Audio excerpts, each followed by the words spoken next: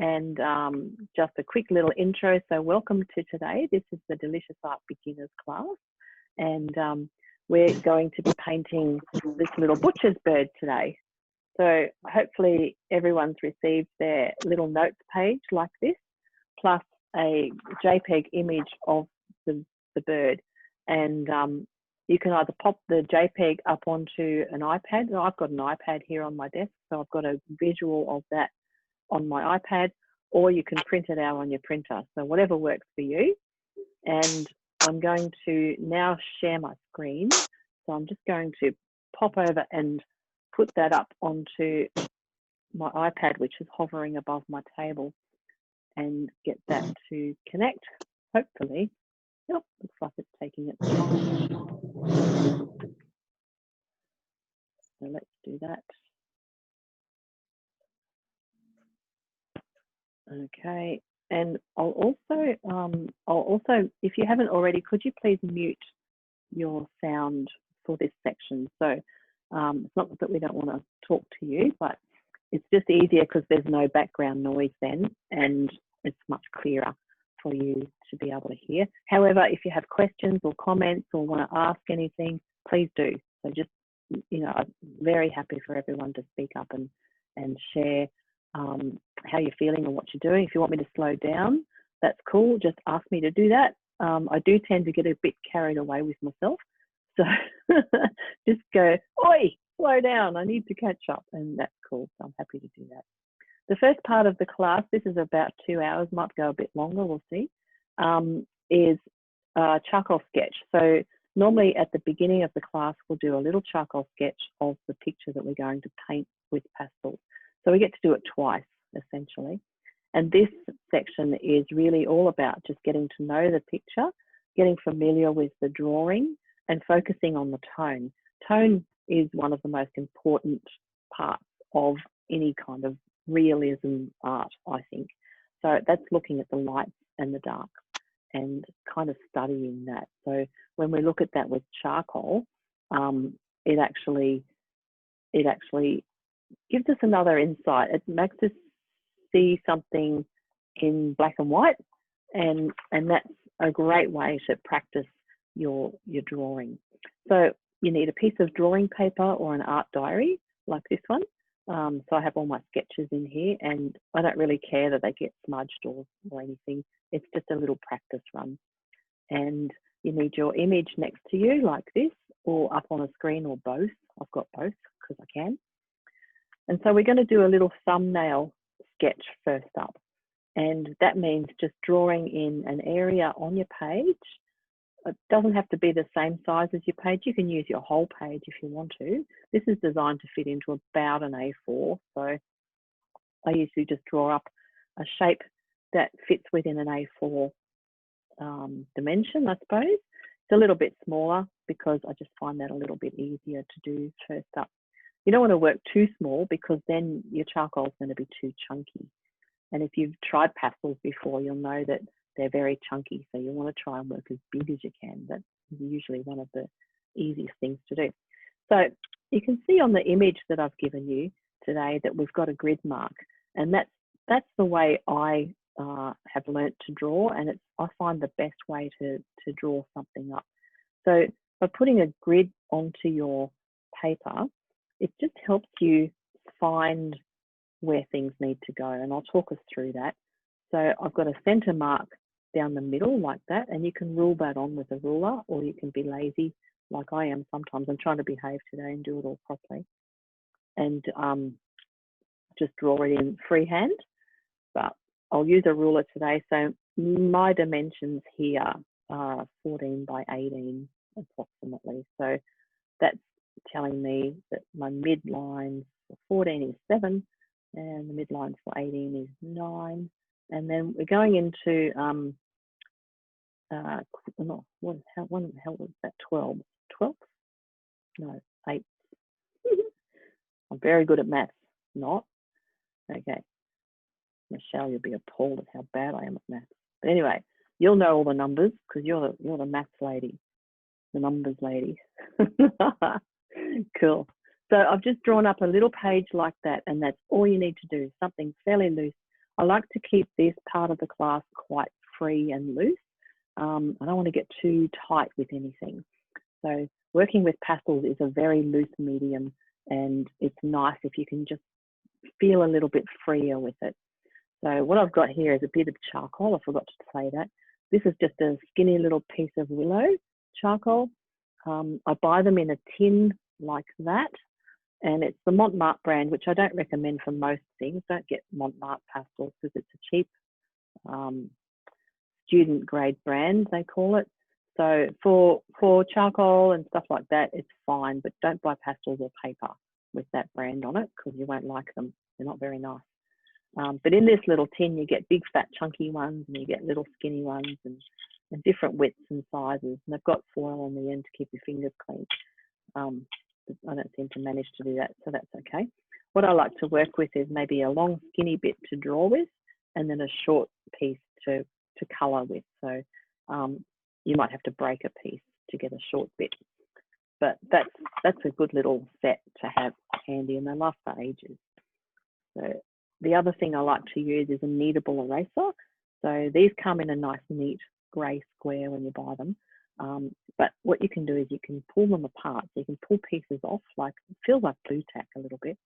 You can shape it and make it into different shapes, and it actually removes charcoal pretty nicely, and also pastel. And you can dab it and all sorts of things, but I'll show you more about that as we go. So a kneadable eraser is very handy to have on hand, and your charcoal and your paper. So we'll start with that for now. So let's draw this guy up, and I'm just looking at the image over here on my left. And so what I want to do with the grid mark is figure out where the head sits within the grid. So I'll just put that back in because I loved it out. So I can see on this picture that the head sits up in this section, this 8th of my page, doesn't it? And so by looking at where the head and the line meet, I can find a mark about there and mark that in with my charcoal. And then I can find the mark where the neck, or just under the beak, meets that grid line. And it's probably just a little bit less than halfway across. So I'd say it's about there. So using the grid mark line, you can actually mark in where things kind of meet the line. And by doing that, it's almost like joining the dots. So if we run around the outline of this guy, and I'm looking at the coloured version because the black and white version only has the 2 centre grid marks on, but I'm just marking in where I can see the edges of the bird meet the grid marks, if that makes sense. So I'm going to figure out where the feather, the tail sits, and then up through there, and the belly. So just put some dots where you can see those lines crossing over, and then we can work on joining them together. Okay, so let's start with the easy bit. Let's start with the back of the bird. So we've got the dot there where the back of the neck joins the grid line. It comes down, it's got a slight little bend in it, and then it hits on that bottom grid line there. And then it tapers in and it comes down, and we've got the tail. Hang on, I've gone too high. When you make a mistake, you can just take it out with your kneadable eraser. And then so the little tail comes down. What I'm doing is looking at the bird only, so ignore everything else. Ignore the fence in the background and see how far down into that 12th, no, 8th. Why do I keep saying 12? Put 8 there so I remember that 8th. And then it comes back up, doesn't it? So we've got this lovely V shape on the tail, and then it comes down, on the wing, sorry, comes down to the tail, which then pops over almost off the edge of the page down to the bottom there. And it stops just around about halfway down inside this 8th section. So I can draw a rough line around there and then join that up to the next line where it crosses the grid again. Now, coming up under the tail, just kind of pull your charcoal up through there and then run it across and then up through the grid line. See how I just got that shape from the underside of the bird. So I can see within that those sections, the grid sections, where he's sitting in relation to how high. So, you know, you could look at the bottom of the bird here where the little legs come out, and then look inside that grid section. So what I'm doing is breaking it down into pieces, basically. So I'm just looking at this little bit in there, and I can see that the bottom of the bird is about a third down inside that grid, yeah? So if I mark it to about a third here, then it'll come down to about there. So often we see things and we put them where we think they should be and not where they really are. So that's why grids are really great, because you can actually measure and make sure that you get everything in the right spot. Okay, so I'm going to come up into the chest line, and I'll start back up under the chin because that's where my hand wants to go, and just do this lovely little arc of the chest and then down into that shape down underneath. So now I can see I've got a bit of a bird sitting in there, and the shape of him is starting to come together. So even though we've got dots and we're joining the dots, we're not doing straight lines because everything's got a bit of a curve or a bend or something to it. So now I'm up into the head, and I'm going to look at the beak. So where does the end of the beak come to in relation to this grid section? And I would say it's about a third of the way across, or 2/3, I should say, or 1/3 in, whatever works for you. So to about there, put a little dot where that sits. And then the angle of the beak is important because we want to get the angle of his head right. So to make sure that he's looking at us with his head tilted in the right direction, you've got to get the angle of the beak correct. So just check that. It might need to be a little bit higher. And then the bottom of the beak. So again, the angle of that, and look at that in relation to the grid line. So it's not straight across, it's angled up, doesn't it? And then off into the head a little bit. And then we've got that piece of chin that comes under the beak. So I know I've made the top of the beak too long, but we can fill that in after. And then look at the height of the head. So how far up into that section, that top right grid section, does the head go? And it's about halfway, so it's actually not that high. Sometimes we want to make it more full and high at the top, but you want to come about halfway up, and it's kind of a flattish shape, and then it comes down and then it drops behind the beak. So I'm just going to rub out some of my beak so I don't confuse both of us, all of us. Comes down behind the beak there and up into the top of the head. So that's kind of the shape we're after.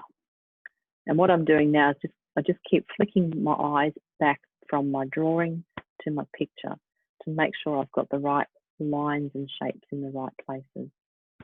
So the drawing of something is the most important thing. If you get the drawing wrong, then nothing you do is ever going to help it unless you decide it's an abstract. So the drawing is important, and the lines and the shapes and angles and things really do matter. If you're doing realism, that is. If not, then it probably doesn't matter so much, but I think it's important.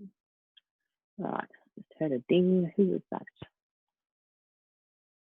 Nobody. Okay. All right. So next thing we want to put, I think we'll put the fence in, the fence that the bird's sitting on. And again, you can see how high that comes to into that grid section there. So let's pop that in, and then that's going to give us some kind of somewhere to start with. You know, it's nice to have gravity, and it's nice to have things on things so that we can kind of make sense of it in our own brain. So by putting the edge of the fence in there where the bird's sitting, now we can put the legs in, and that'll make more sense. He'll feel like he's grounded. So the little leg on the left is inside that grid section. So goes all the way to the middle line, doesn't it? You can see the little foot hits that center line, and then the leg angles up. So again, check the angle. Make sure you get that angle right. And then the toes, we've got one coming down, and then we've got two going across either side of the fence. Don't worry about detail. We're just marking in lines at the moment. It doesn't matter if you don't get the shading or anything right at this point. This is just a practice run so that we get familiar with it. Okay, and then the next one, the other little leg, comes out from the center line basically over there. So it's got a little bit of an arc in it, that one, hasn't it? And then we've got the toe that comes across to the right and then hooks on down. Then we can't really see the rest of the toes. There's a little bit that goes away on the other side. So that's that leg. Cool. So it's got a little bit of a bend. Probably put too much bend in there. So it sits at that angle. And now I've got this gorgeous fence. I love the fence the most in this one because you've got all that beautiful wooden texture. So that's running across there. And if the grid line is confusing you, so I like to rub them out sometimes when I get to this point. I think everything's where it needs to be. So now I can erase that and I'm not going to get confused with what line is what. So that's the fence there. I'll rub the grid line out. I can still see it quite lightly if I needed to, but I'm quite happy with everything now, where all that sits. And so now we've got a basic bird shape, which is what you want to start with, and that's what we'll do when we do the pastel version as well. So I'm just looking at him, thinking, no, that head's too wide. So now's the time to reassess and make sure everything sits in the right spot. The best way to do that is to walk away from your painting. So prop it up somewhere if you can, and then walk away from it and look at it from a distance, because that'll give you a really good perspective and you'll be able to see, you know, what the angles are doing, if you might need to change something, and what's going on. So it's always a good thing to do. So now I'm just going to look at the colors on the bird, and we're going to block in basically the dark areas. So that's around the head and the wings and the tail. And then we'll do a bit of work on the fence. And then we'll get stuck into doing our color version. So I don't want to spend too long on this part because the color part's the fun bit. And we'll start doing that. So I've got a short piece of charcoal here. And what I'm going to do is use it on its side. So not like a pencil, using the tip of it. I want to drop it down onto my paper and use it to kind of shade in my dark spots.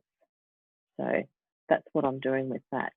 And that way we just get a light coverage and you get to kind of mark in where it's darkest, and just, you know, practice those shapes, see what angles are where and where it's kind of sitting. Okay, and the wings. So just using the little charcoal on its side.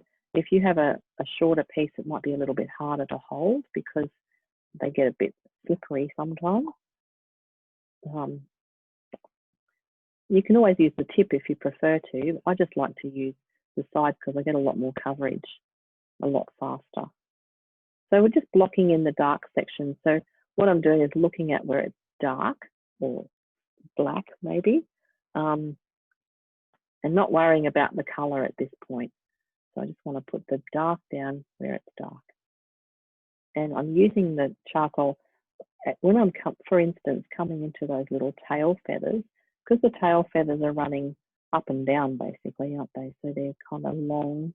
So if you put your charcoal in that direction, so if you put it in the direction of the tail feathers and then push it down onto your paper, but pull it up and down. So it starts to take on the shape or the texture of that thing. So, and it's the same with pastels. When you're using pastels, if you move them around in the direction of the thing that you're painting, that's when you start to get all those beautiful textures and things. So be aware of that when you're moving it around on your page, and just pull it in the same direction as you would if you had a paintbrush. paintbrushes we do the same thing with, you know, you'll do soft grassy kind of movements for things like fur and feathers, and then maybe firmer movements to things that are more solid. So just marking in those dark sections, noticing the shape of the beak. So I do jump around a bit, sorry. But anyway, let me know if you can't keep up or if you want me to slow down. But the shape of the beak and the colours around that. So the beak is white mostly. And then where it meets the face, we've got this lovely triangle or angle shape. And then we've got the eye, which you can hardly see, hey, in the picture. It's just a little reflection, really. So what I'll do is I'll take some of the charcoal out where I want to put the eye around in there.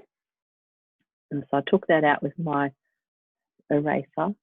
And then it's about placing the eye in the right place, isn't it? So this is the tricky bit, is getting it in the right spot. Sometimes we put it too high or too low. So the eye is actually in line with the center line of the beak. So if you continued the top beak, or where the beaks join, if you continued that line up through the head, and it actually does sort of do that because there's a little crease at the back of the eye, then you'll find the spot where the eye needs to be, if that makes sense. So it's about there. Often they're lower than we think. We often put them up too high. So I've just drawn a little ring there where the eye needs to sit. Now this is not, you know, the final art. It's not going to be the perfect piece. But it's just to practice where things have got to sit. So, and noticing too, you can't really see it on a black and white picture, which is what we're sort of working off at the moment. But in the coloured version, I can see there's a lot of more dark around the eye, and then it gets a little bit lighter on the top of the head. Even though it's still a dark colour, it's got shine from the sun. So the eye sits there, and then it's just got a little tiny glint of light in the middle of it. So that's the little reflection of light that you can see on the shiny eye. I probably lost it then, filled it all in.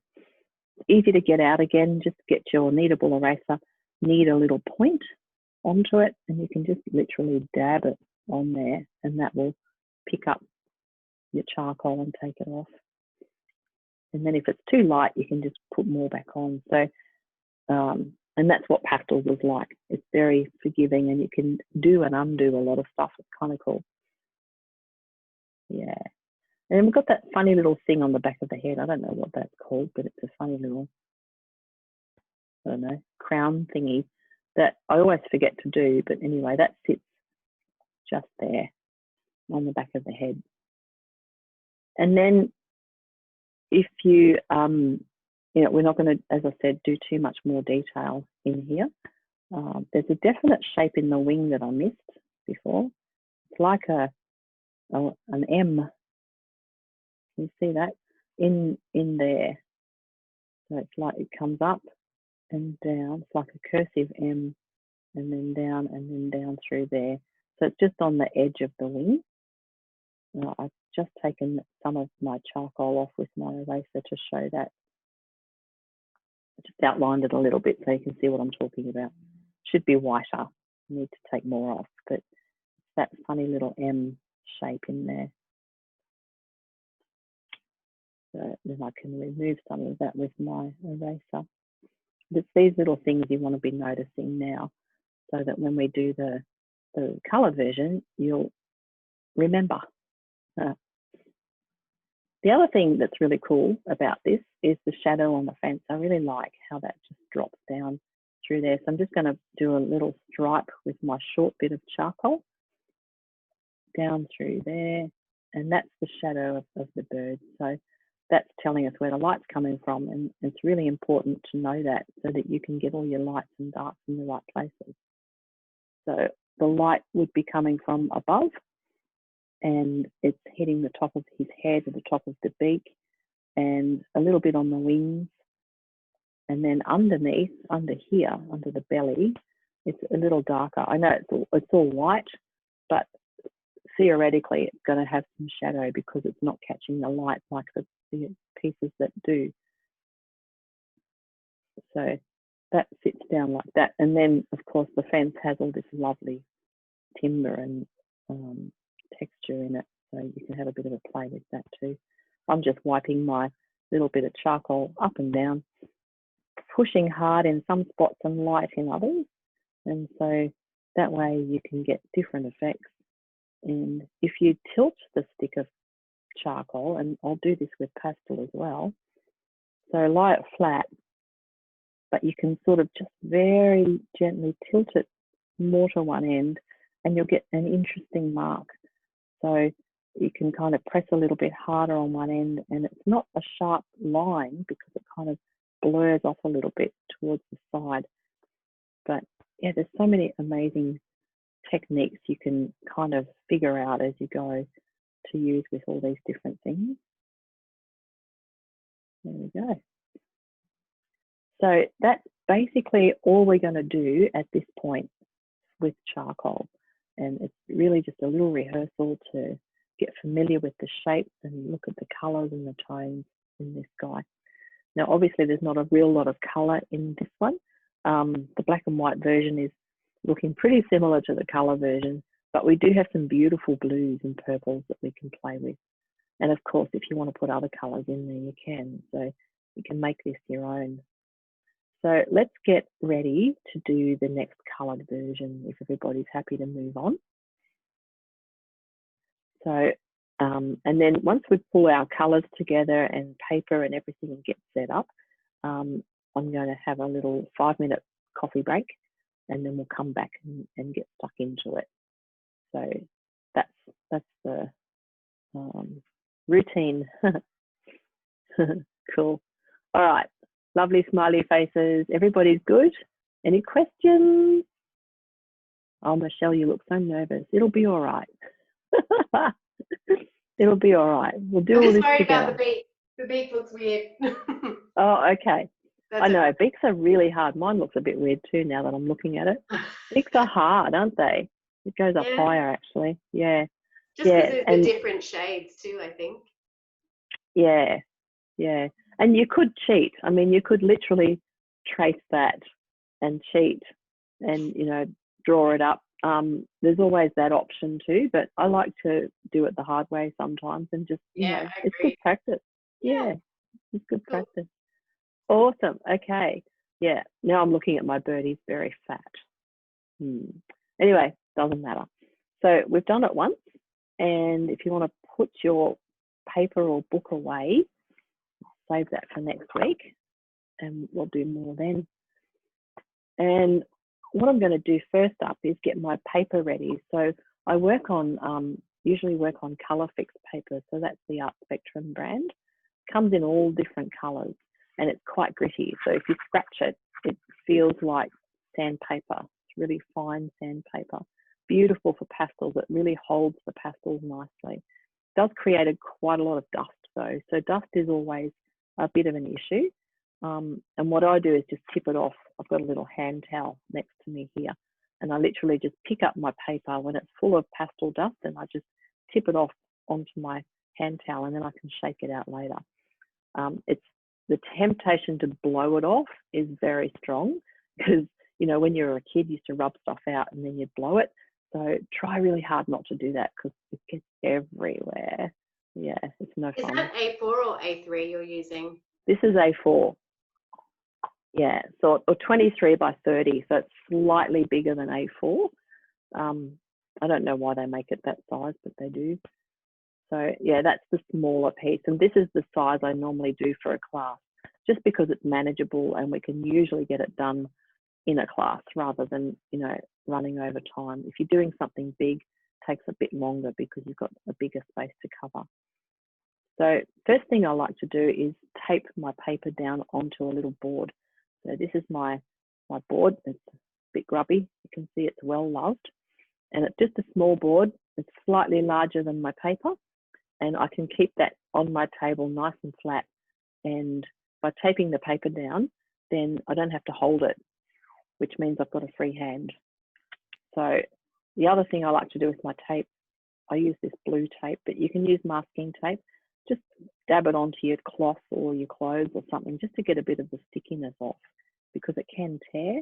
If you leave it on your paper too long, it can tear it when you take it off. And I've done that before. I've torn off a finished painting, and it's very upsetting when you can't fix it. So if you're at an easel and standing up, you'll probably want to tape all the way around. But because I'm sitting down, I'm just going to tape the corners down, and that's enough just to keep it still and not move around too much. And it also reduces the risk of tearing if I don't have too much tape on there. Oh, it's my last bit. Better buy some more. Okay. So that just keeps it nice and still on my board, and that way I can pick it up and tip the dust off as I go. Okay. Now, the other thing I've got is some colours.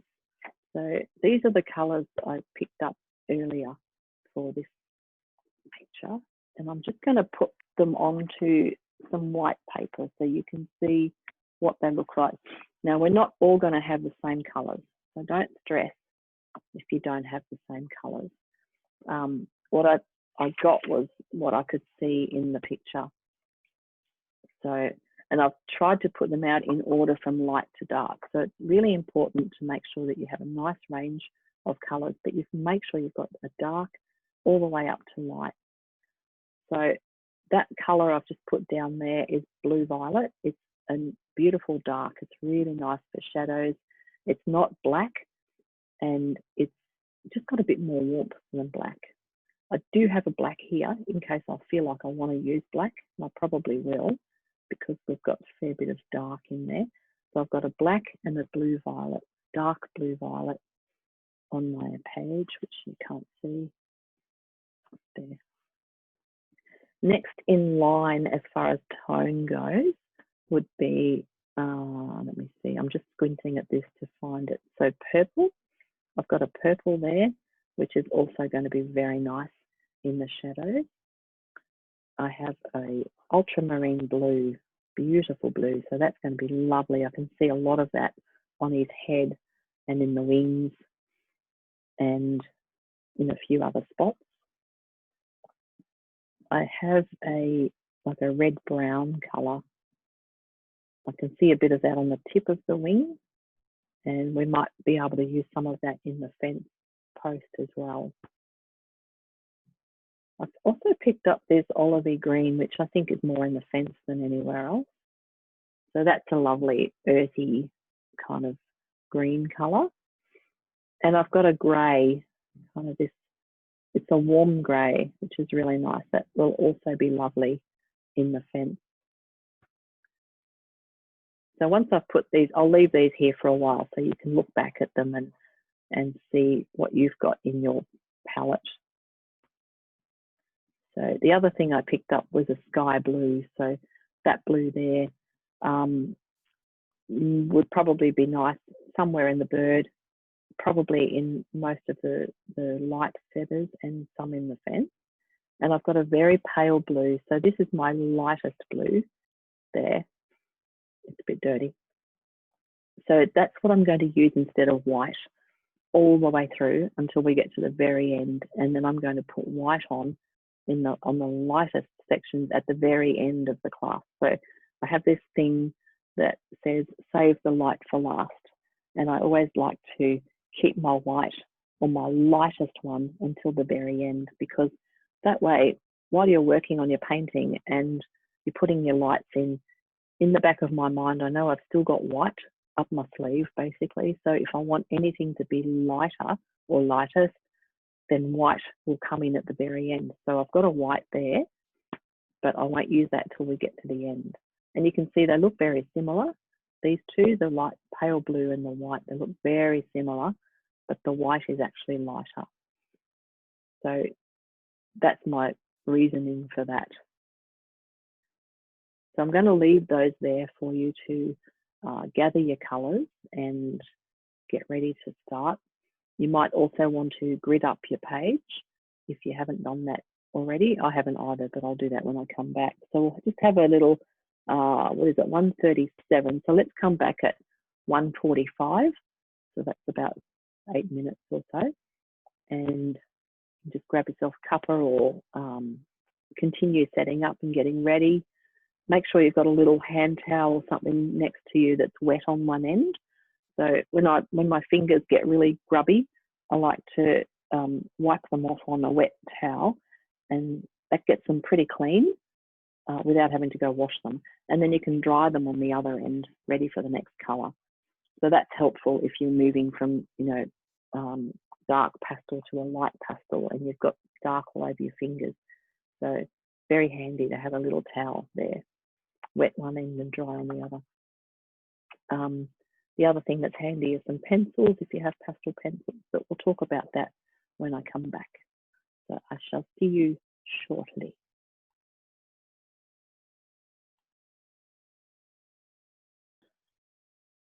All right, so I've got my paper drawn up with my grid marks, and that's now ready to put my drawing in. And we've already done this one, so we've had a rehearsal, and you know how things need to fit in. So let's do that whole process all over again.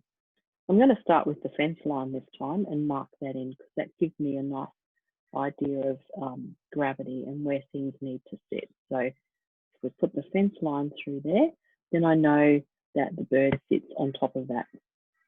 If you find the grid marks confuse you, so for instance, that bottom grid mark there might become confusing with the fence line, you can always take it out. So they're easy to get off, and that's the whole idea of doing it in charcoal, so that it's nice and easy. But for now, I'm going to leave it there. And again, we're going to just mark in on these grid marks where the bird kind of crosses over onto the grid marks. So I'm just going to lightly draw in the shape of him. And I know the tail feather crosses over here, comes down about halfway into this grid area here. Doesn't come quite to the edge of the page, but almost. And so I can draw that up through there and above the fence line.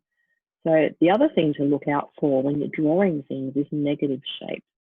So for instance, this negative shape here, which is the shape of the background basically, between the bird's feather wing and the tail and the fence. So in that space there, we've got a really nice little triangle.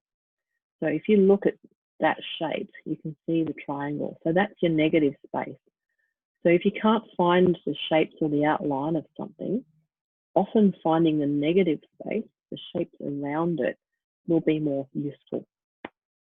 So for instance, I could come down the back of the bird here, where the wing is, and I can look at the shape of the background, which is this negative space, to get my lines in the right spot, if I couldn't figure it out using the actual thing I'm drawing, the bird in this instance. So negative space is a really handy thing to use and be aware of and draw with if you don't, if you can't figure it out the other way. It's also a good way to check what you've done too. So, if you've drawn in the beak, for instance, and then I'm going to see that it goes, 3/4 of the way across, the tip of the beak nearly meets that grid line, and then it angles up.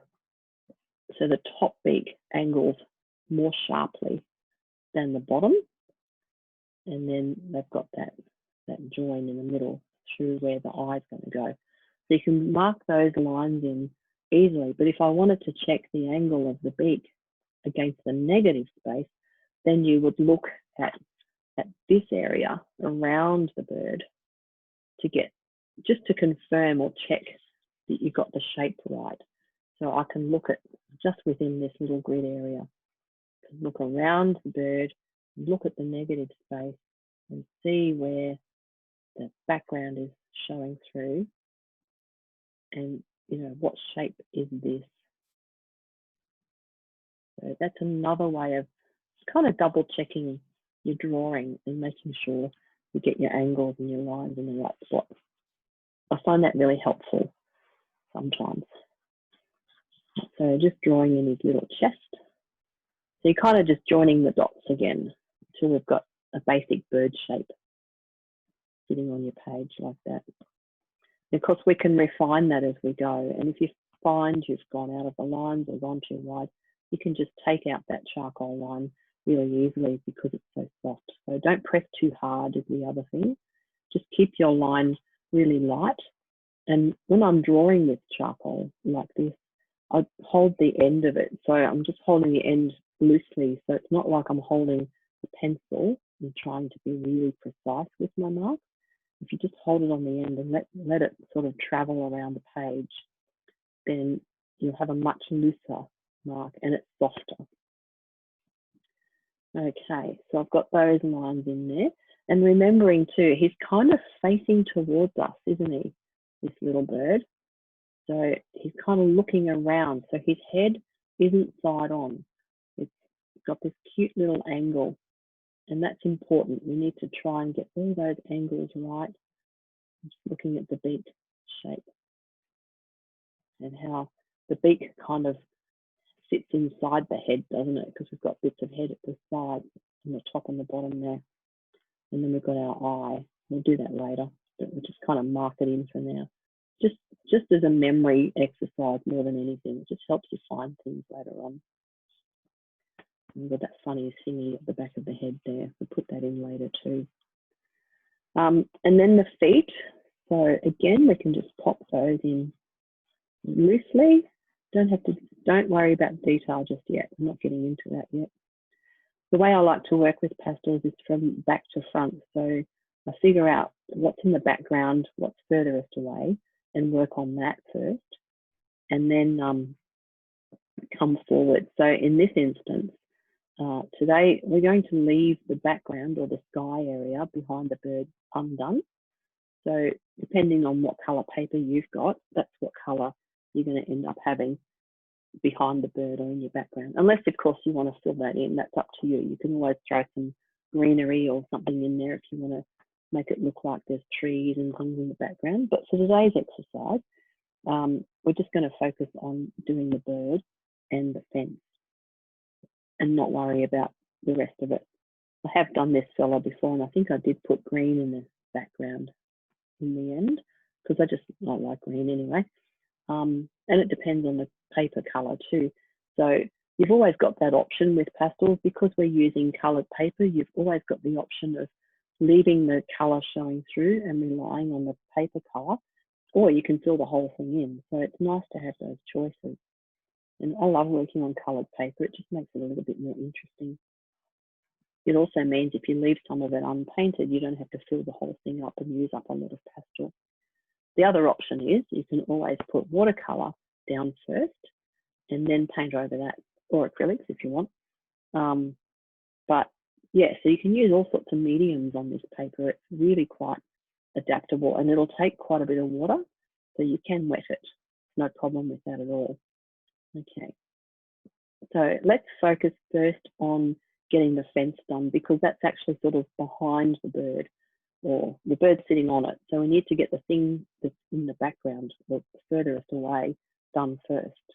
And that way then we can work on him and have him sitting on top with his feet and tail and so forth. So leaving the top section unpainted, I'm going to just get some colour down on here for the fence. And what I've picked up is that grey, that warm grey. And it's not very obvious, not easy to see on top of this paper that I'm using because it's a similar tone. If I was on a lighter or darker paper, it'd be easy to see. But we can play with that and get some tone in there and some grain and things. So what I've got is a short stick of pastel. Normally your full sticks are going to be too long. If you buy Art Spectrum or something like that, they're a fairly decent length. And so I like to break them either into halves or thirds because I like to use them on their side like this and cover, a fairly large area with pastel. And if it's a full stick and a long stick, it's a bit harder to manage. So this size is ideal. And I'm just going to rub this over the fence area, not too much, just wiping it over the fence section a little bit. And I'm going kind of up and down because that's the grain of the wood that I can see, if that makes sense. So I'll put that pastel back down for a second. And then I'm just looking at it and thinking, okay, so it's got a bit of grain in there. There's different textures and knots and things. So I'm picking up this olivey green colour because I feel like there's a bit of that in there. There's not really, but you can make it up. And it could be. In mine, it will be. So you get to choose whether you put, green or brown or grey in there. And what I'm doing is I'm just wiping it over my page randomly in a couple of spots, because what I'm trying to create is that wood grain effect. And there's a few little knots and things in there as well that we can have some fun with. It's really lovely doing textures like this with pastels, because you get to just, muck around a little bit and get your fingers into it. I think that's my favourite part, just being able to put my fingers into it and pushing around. So I've got 2 colours down on there now. And what I want to do is start to push it in. So what we want to do is build up a background, and then we can add more over the top. And this kind of paper, all pastel paper, it's good stuff, will take quite a few layers. So I'm just going to run my fingers up and down, again in line with the grain of the wood. And I've got 2 fingers on the paper at the moment. I'm just going up and down, and I'm keeping them on the paper. So I'm actually not lifting them up. So by keeping them on there, I'm getting a nice continuous line. Don't worry if you go over the bird and the tail and things. We can put that back in. It's the beauty of pastels. You can go back and put things in again, or undo them or redo them. And you get a few chances. So just by doing that already, it's starting to build up a really nice texture. And I can see some of the paper colour showing through as well, which helps. It's nice. Okay. And so the green is a little bit darker than the grey. So that's giving me a nice tone as well. So I've got a couple of tones happening there, and it's starting to look quite nice. So now if I want to get a little bit of, woody kind of look, what I'm doing, I've picked up my reddy brown colour. And rather than wiping the whole thing over, I just want to get a few little marks, like lines and creases and things in there that might resemble wood.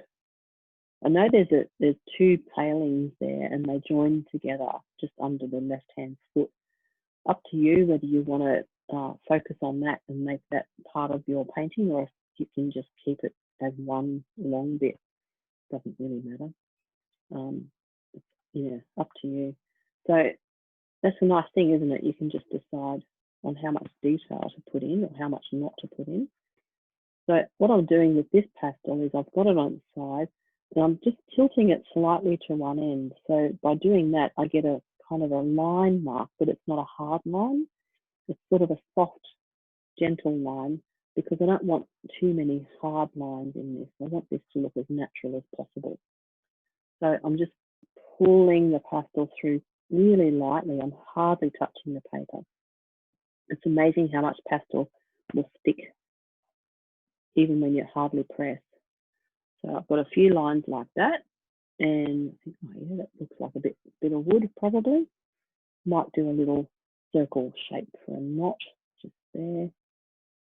And we've got that other lovely knot on the right hand side that sort of comes across through there. So put a bit of a shape there for that. So remember, we're going to push all this in and blur it off again. So all those sharp lines can go softer. So once I've got a bit of that in there, and you can make this your own, do whatever you like with it. I'm going to get some more of the green and just wiping it on its side again, but bringing it down from the top. See at the top of the fence there, it's kind of stained or watermarked or something.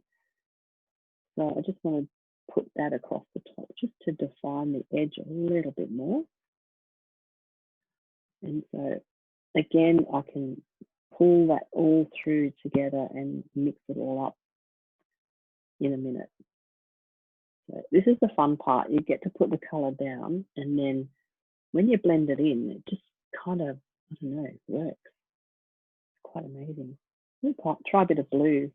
So this fence is kind of a grey, washed out, bleached kind of looking fence around most of it, isn't it? So a bit of blue wouldn't hurt. So don't be afraid to try different things. And we'll pop the shadow of the bird on too in a minute. So there's a bit of blue and maybe a bit more grey. So the risk of doing this is just putting too much colour down and then not being able to add any more. So just press lightly. I always start off light, and then as I build up my layers, I can then add more colour. Just go gently, gently to start with. So once you've got something like that on your page, you can just, again, just rub it up and down with your fingers and start to create this lovely textured background. By doing that, you're pushing the colours together and kind of blending them. And the harder you press, the muddier it goes. So if I press really hard, it's going to get kind of all muddy and dirty. But if I keep my hand quite light and just pull it gently, and I'm literally not lifting my fingers up, so I'm keeping them on the paper and pulling them across, sort of going left and right, but up and down from left to right, or vice versa, whatever way works for you. I'm left-handed, so that's how I'm running with it. But you could do it either way. And so that's now creating a really nice kind of grey sort of greeny coloured fence. If you don't like it, you can change it. Just put another colour over it. I feel like I need a bit more dark in there though. So pushing all of that in. So the reason I'm pushing it in is so that the pastel kind of sinks into the paper, and if it sits on the surface, which we can do too, which is beautiful, but it just sits there, and so it tends to not fill the paper up so much. So I teach two kinds of ways, I guess, of putting pastel down. And this one is all about pushing it in and creating texture and filling the paper with the tooth of the paper, sorry, with the pastel or the pigment. And then as you work towards the surface, you stop blending and you let the paper sit on the surface and do its work. So there's lots of different combinations of ways of blending it in or not.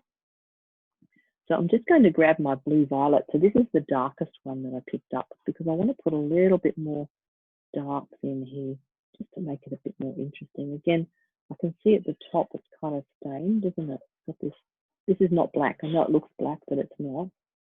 Got this stained effect. I'm going to just re-emphasize those little knots in there. Put a few little dark lines here and there through there. So see how I'm just kind of working with the grain of the wood, checking the picture and noticing where the grain is. There's a few little spots and marks and creases and things. So it's fun playing with natural things because you just get to put stuff wherever you want, really. So that's a nice dark mark. And then after I've done that, I'm lightly, very lightly now, just so I'm getting lighter as we work towards building this up. We're getting lighter and lighter with your touch. And so very, very lightly, just lightly pushing that in and blurring it off a little bit. See how that's starting to look fence-ish or woodish? I don't know if that's a word, but anyway. So that's the kind of effect that you want to get. And your fence could be blue. Who cares? Who knows? Doesn't matter. You can do whatever you want. Kind of cool. I like the blue in there. It's nice. Gives it a really nice little light tinge, doesn't it? Put a bit more in, I think. So I can see on the fence it's quite light in a couple of spots, and then it gets dark in a couple of other spots. So we'll use the blue for the light. So it's nice to use colours other than white for your light part, because it just makes it more interesting, I think. Yeah. And think about where the sun is too. So remember I said the sun is above because we've got the shadow of the bird on the fence, and we'll do that in a sec. But on the top of the very top edge of the fence, it's light too, isn't it? Because the sun must be hitting the top, but only on the outside, not under the bird, because obviously he's casting a shadow. So thinking about all that stuff and making sure you put some light where you would think the sun's hitting, where the light direction's coming from. There we go. And then if you wanted to, you could touch that up a little bit and just put a bit more brown or something in there.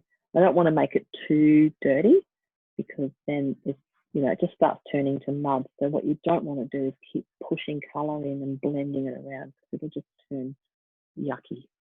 So try not to get too carried away with yourself. It's really easy just to want to keep blending, and sometimes you want to keep fixing something and keep pushing and pushing and pushing, and oftentimes you'll just make it worse. So we can try to fix things, but blending isn't going to do it, not usually, because what will happen is you fill up the tooth of the paper and you won't be able to get any more pastel on. And when that happens, there are things you can do. You can use fixative, and you can to spray it in between layers to set the bottom layer, and then able to add more. Or you can wash it off with brushes and water. If it's something you're not happy with and you still want to save the paper, or there's half of the painting you don't like, just, yeah, you can just get some water and a paintbrush and wash it all in and create a really nice coloured background and start again. So there's lots of options. I've done them all. So now we've got that done. We'll probably add a little bit more light to the top of the fence afterwards, but I just want to focus on the shadow and get that on there as well. So you can see the shadow sort of shows through the texture of the fence, but it's also darker. So what I've got is the blue violet there, and it's not black, but it's pretty dark. And I'm going to use that to put the shadow onto the fence. But I'm wiping it really gently because it's quite a crumbly one, this one. It's very soft. I'm just wiping that over the fence like that, because I still want to be able to see some of the grain that I've put down underneath. And then the shadow of the little tail as well. So it's a very distinct shape. And again, you can look at the negative shape or negative space to find the shape of that shadow. So that's, I think that's about where it sits. There's a little bit there under the foot as well. So shadows are important because they tell us where the light is. And then I'm just very lightly going to push that in, just so that it sort of holds onto the paper and sinks into the tooth a little bit. So that'll be the shadow of my bird. And if further down, when we get to the end and you think, well, maybe I want that darker or lighter or something else, you can change it. So that's the nice thing about this. Nothing's going to dry. You can sort it out today or tomorrow or in a year. It doesn't matter. It's very, very accessible working with pastel. Okay. So if everybody's ready, we'll move on to the bird in a second. First thing I want to do is take out the grid marks on the background, just because they bother me and they're kind of in the way. And I want to leave my background unpainted. So I want to get these marks off. So your kneadable eraser will do that. You can just literally rub that off. If it's not rubbing, just dab it and give yourself clean sides of the eraser as well, just to make sure it's not going to put more charcoal onto the page, because they're awesome for erasing, but they're also really good for blending, these erasers. So you can use them for all sorts of things. The other good thing they're good for is if you want to hold it in your hand while you're painting, you can clean your fingers off. It actually keeps your fingers fairly clean. So it's another way of doing that without using wet cloths and things. So I've removed the grid mark, other than the ones inside the bird, but we'll cover that up anyway. And now we've got our little birdie there ready to go. Quite happy with my fence. That's fine for now. If I feel like sorting it out and changing it later, I can do that too. Okay, so let's get started on this guy. Let's mark out where the dark parts are. So if you pick up your charcoal again, we'll just mark out the pattern on the bird. So it's quite distinct, isn't it? He's got a very black head, or dark head, and then that dark section runs down into his chest, onto the beak. So I'll mark that in. The tip of the beak is dark, and then it kind of fades off into light. So I probably don't need to mark that in too much. And then let's mark in the dark sections of the wings and the tail. So I'll be a little bit more careful this time. So up on the shoulder, and we've got that funny little M shape, but it's sort of inside the dark section. So I'll do the dark bit first. And again, use the grid. So I've still got a bit of grid inside my bird, so I can see where things need to stop and start. And bring that down to there. So I've got this shape of where all the dark section is going to be, and that then leaves the other part that's going to stay white, or be white, I should say, not white yet. And then marking in that back wing feather, and then we have dark coming down into the wing, which sits just on top of the fence. And then we've got a dark tail. The tail comes down. And using charcoal for this is good, because you can just press lightly down through there. So the tail's dark, the legs are dark, and then we've got this little M shape in here. So let's put that in. So always look for shapes in things. Look for triangles and letters and different things that we find we can recognise, and then that'll really help to fill things in and see where they fit. So that's a terrible M shape, but once we get our colours down, it'll come together. All right. So basically we've marked in all the dark bits, and we'll start blocking that in now. So we're going to block in with blue violet, I think, for the dark section. And we're going to use, so that's this dark purple, really dark purple, looks black but not. And we're going to use that for the darks, and we'll use this mid blue. No, I'm not going to use the lightest blue for the lights, or the white. And then we're going to save the white for last. So don't touch white yet. Put it away. Okay. So if you've got a blue violet like mine, you'll find it's really quite crummy, and you don't need a lot to put down. So I'm going to put dark down first, and then I'm going to put light down second. And this is a very strong dark, so don't put too much down to start with. We're going to build the layers up and just go gently, gently. So just put a little bit down. And if you have a short piece like this, then you can just put it on its side, rub it around lightly, lightly to fill up your area. Like that. And then up into the head. So we're just blocking it all in at the moment. The blocking in means just getting the colour down on the page and mapping it out, basically. A little bit of dark on the tip of the beak. And so the risk, or not risk, but the messy part of this is just making sure we you know, don't mix our lights and our darks up too much.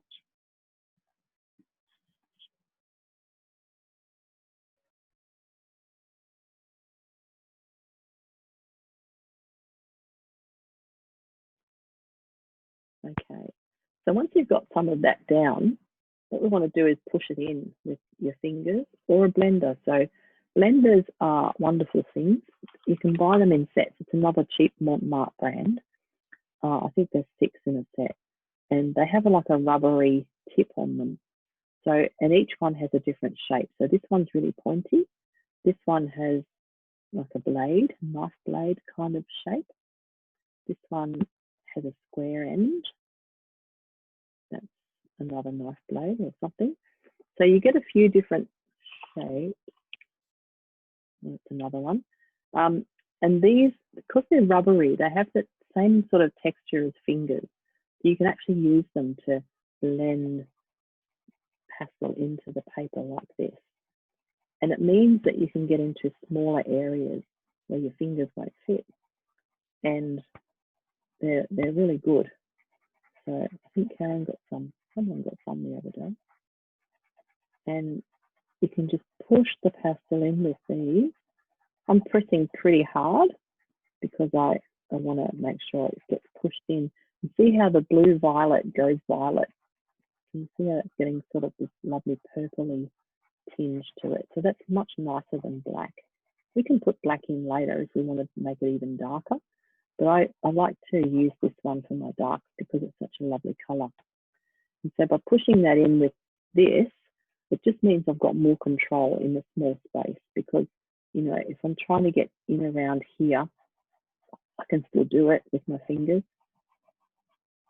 like that. But when you get to the ends and the little bits, it's just a bit harder because your fingers are chunky. So if you don't have blenders at the moment, then we'll just have to do fingers, maybe find a small finger and use that one. But yeah, if it's a good idea to get some blenders because they really do help to get into the pointy bits. If you don't have those and you have pencils, then you can always use pencils to get into those sections too. I don't know where mine are at the moment. I haven't found them yet. Still unpacking. But, you know, a pencil will definitely, this is a black one. I found 3. That'll get into, you know, your small pieces and corners and things like that. So you can always do that. But I like using the blenders because they feel like fingers. They're kind of rubbery and springy and they've got a bit of give in them. So I tend to use my fingers in the big parts, in the big sections. But then when I want to get into things like the end of the beak, or, you know, ruffle up the feathers around the edges a little bit, I'll probably use the blenders. I do enjoy putting my fingers in here though. So blenders are a good thing to have. These are just cheapy ones. You can get Art Spectrum do nice blenders. I don't have it there at the moment. It's a black handle and it's got a grey tip, but they're all the same shape, so it's just like a rounded end. But that seems to work for pretty much everything. So as you can see, if I try to do the beak with my fingers, I end up kind of smudging it and it gets all outside the lines basically. Now that's okay because we can always get the eraser and clean it up. Or you can colour in the background, whatever works for you. Sometimes it's a bit tricky cleaning up the paper. And when you're on an easel or have your board upright, you'll find that the dust will drop. And as it drops down below your paper, and it's good to have a little gutter thingy there to catch it, but as it drops, it kind of catches on the paper. So you'll end up with like a rainfall of dust if you don't fill the paper in. And that can be a problem if you can't get it off. So, and that's another reason to work from, if you're on an easel, work from top to bottom on your paper, because as you work from the top and down, you'll be blending in all the excess dust that's dropped.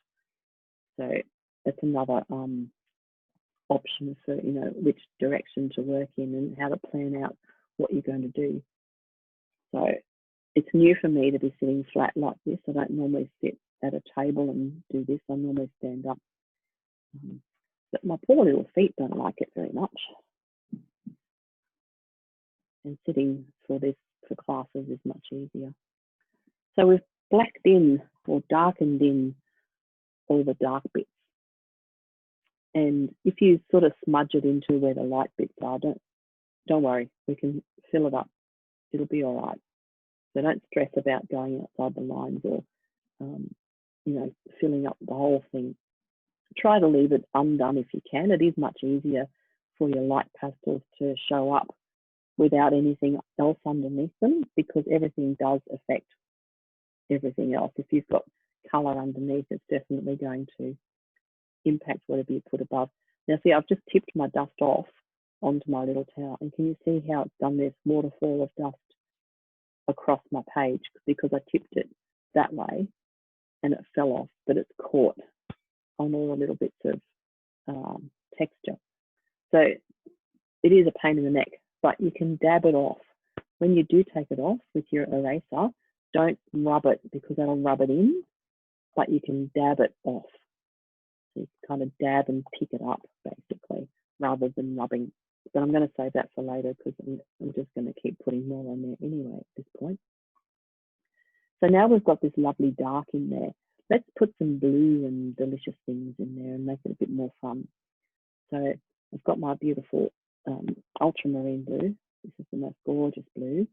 And I'm going to I can see a lot of that in the head of the bird. So I'm just wiping some of that across the top here. So just noticing where it's bluest. And it's where the light's catching it, and it's that beautiful richness in the feathers of the colours. So when you pop your blue over your blue violet, it starts to create some gorgeous colours. Really nice. And so this is the bit I love the most, is just mixing my colours on my paper and seeing what I can create with different colours. And we're going to push all this in, so we're doing a bit of blending today.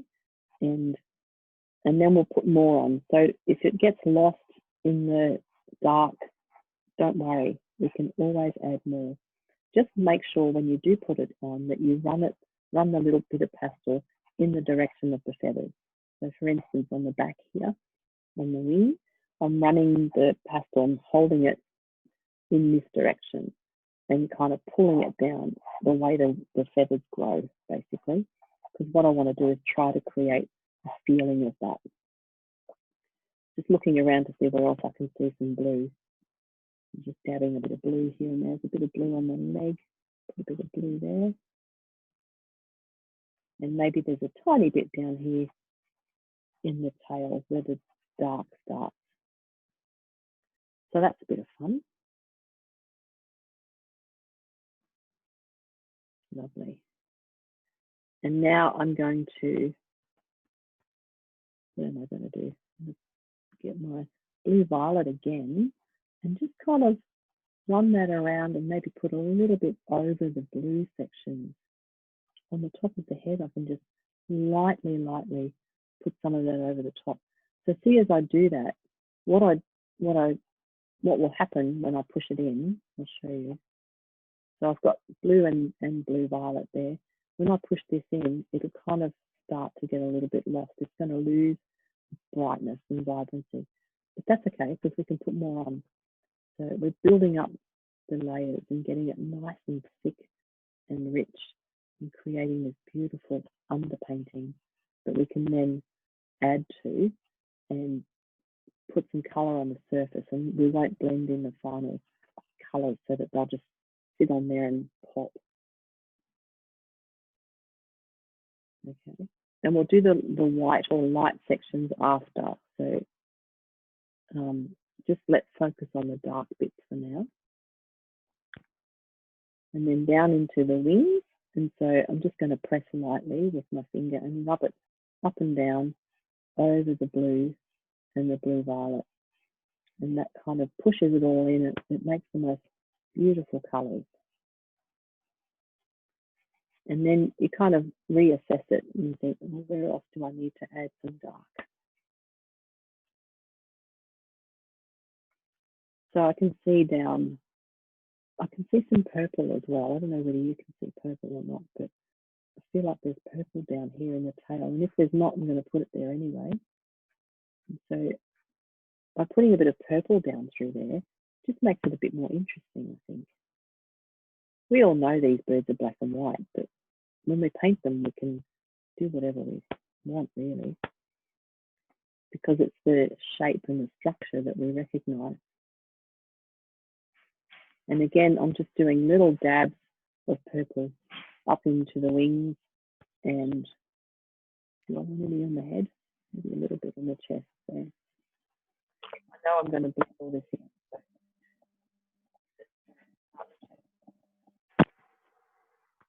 Look a bit funny, then I can just push it all in.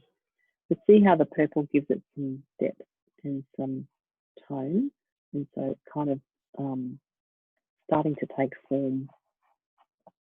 Now I've got my blue violet back in my hand, and I'm just running that down again into the tail. The tail's quite long, pulling that down through there. And as we go, we just stop blending and start leaving the colour on the surface, so that it kind of just stands there on its own and doesn't get pushed in, because once we stop pushing in, then it stops going muddy and we start to enjoy the vibrancy of the colours and the lightness, and it's just lovely. So now I'm running this over the blue and the purple and getting that lovely feathery effect without pushing my fingers into it. The end of my tail is looking a bit shabby because I've got dust on my page. So if you have dust, just tip it off. And again, I'll make a waterfall. Yep. But we can clean it up later. So that's most of the darks kind of done, really. So, and you know, if you feel like you want to add a bit more blue or a bit more purple or something else, just do it. I love the blue on the top of the head. It's really lovely. And behind the eye, it's got that lovely little, like a cheekbone kind of thing going on. So you could pop a bit of your blue there. See there, just to highlight that little shape around the back of the eye. Haven't done the eye yet. So the blue and the black's really nice. I'm going to pop a bit of the blue into the beak too, and just into the tip of the beak. So getting into things like pointy bits on the beak is easier if you have pencils, because those bits are quite, you know, difficult to get into with a chunky pastel. You can do it. You've just got to find a sharp edge, or use a bit of charcoal. So I've just picked up a bit of charcoal. I want to try and get that little hook on the end of the beak. The charcoal will do if you don't have anything else. They work quite nicely together. It's a little bit too hooky, I think. There we go. So, and again, a blender will be good too if you want to push that in at the end. Just get that to kind of stick to the paper a bit more. You can always pop a bit more pastel on top of that just to give it a bit of a shine, more colour.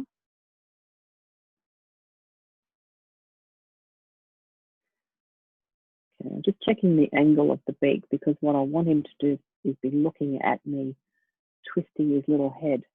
So it's important to get those angles in the right spot, and just looking at the angle under the neck needs to come down a little bit more. There. I'm just using charcoal too, so you can always use that instead if you want to get a finer line. Sometimes it's much easier to do that than try and get your pastel to fill in those spots. Okay. So now we might want to add a bit of black just for some drama and to create a bit more emphasis within these darks. So we haven't put black in yet. It's a little bit like white for me. I like to save it for last. and only use it if I need to.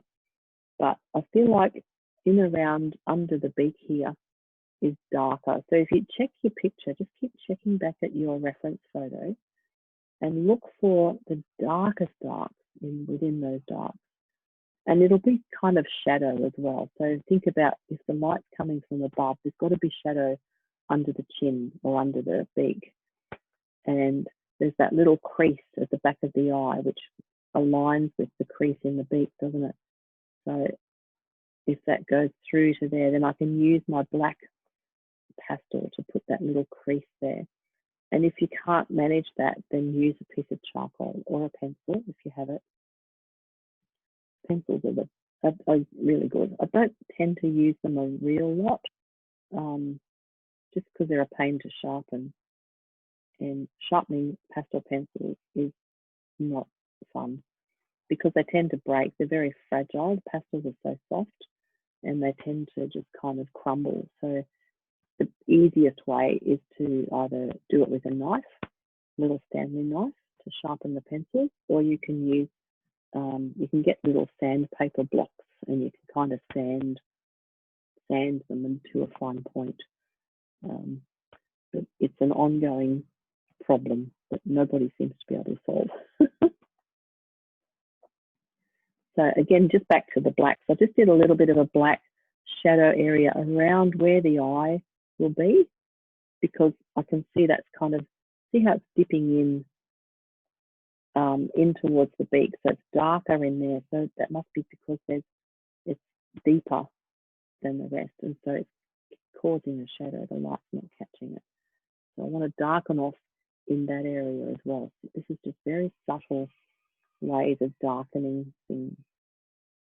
And around the top of the beak too. So the shapes around the top of the beak will be important. We haven't got the whites in or the lights yet, but that's going to tell us the angle of the head and what this fella's doing and how he's looking. So at the top of the beak, it's quite dark also.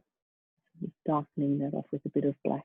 Black's very strong, and much like white, you can't get blacker than black. So be sparing with it. Don't put too much down because it's as dark as you can get if you want to go black. There's plenty of other lovely darks you can get in pastels. Beautiful, beautiful darks.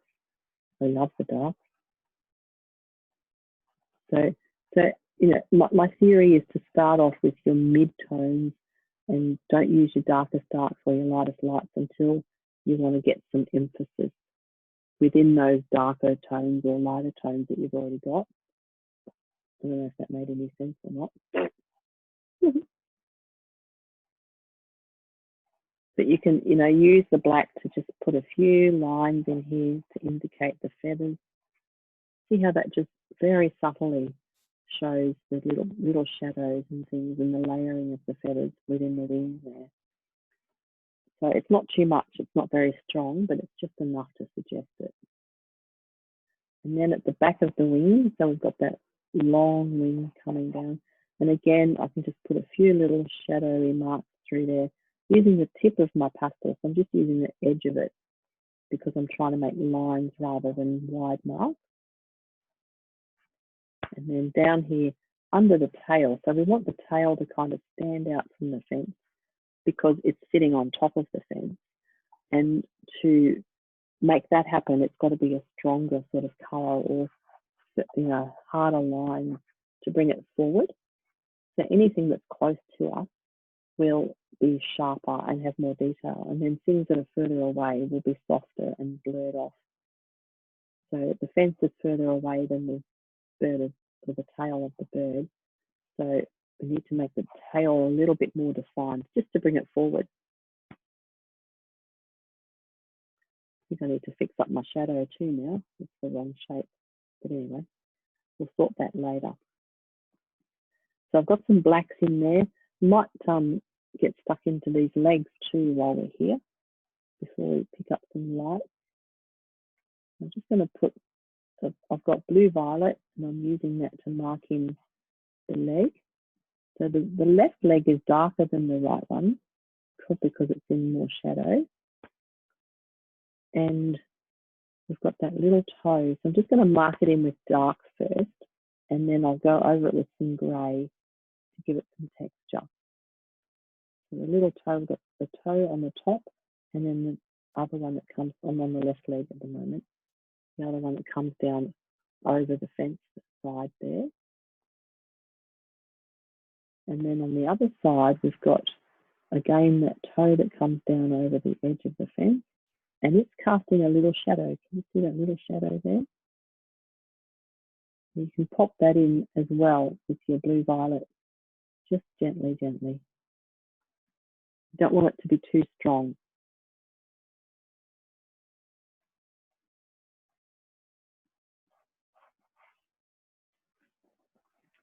And I'm looking at the fence now, thinking, oh, I don't know if that shadow is strong enough, or anyway, I'll fix it later. Sometimes if something's not dark enough and you can't get it darker, or you can't find the tone for it, it's easier to put something around it that's light. That way, the thing that's light will make this dark thing look darker. Does that make sense? So if something's as dark as you can make it and you can't get it any darker and you want it to, just put something next to it that's light. So lighten up the thing that's next to it and it'll send it back and make it dark. Okay, so we've marked in the little feet just with some dark, and then I'm going to come over that with a bit of my grey. So I can see the little claw on the left leg that comes down over the, trying to find a sharp edge here, comes down over the fence. On the right side of that, it's a little lighter. And on the top of it, as it goes away from to the other side of the fence, it's a little lighter. So just those little subtle marks of the light grey or the mid grey, which is the one I used on the fence before, will help to give that some life. And same on the other leg, it's lighter than the left leg. So I want to lighten that up a little bit with my grey and also put that on the toes. These bird feet are one of the hardest things to do.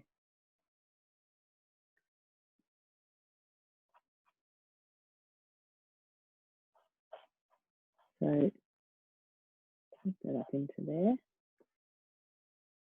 long as we get the angles right, I think, you can kind of just wing the feet by putting little blobs of colour on it. I hope it works out. That's not what I'm supposed to say. Lovely. I just picked up my brown because I thought, oh, there's a bit of brown in that tail feather or wing. Is it? Yeah, wing. There. Reddy brown colour. It's quite nice. I might smush a bit of that up here too.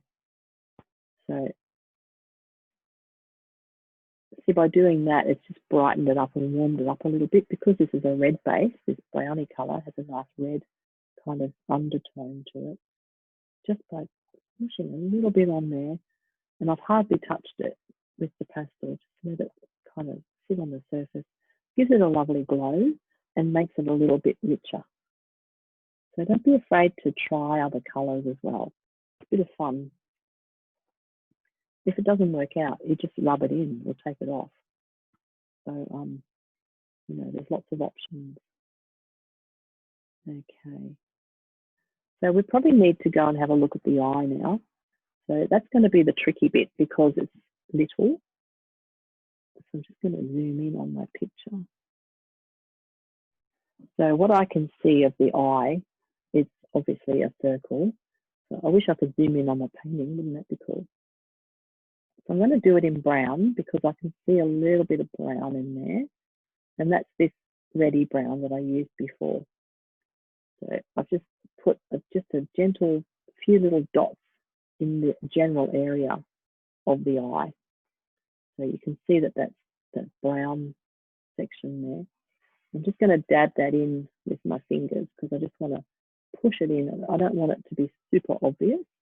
You can see the eye is quite hidden, isn't it? And really the only thing that's showing is the reflection. I'm just checking the distance, making sure that I've got the right distance from the beak to the eye. And of course, we haven't put the white on yet, so I might just mark the white on with my pencil, just lightly, so I know where the angles and things are.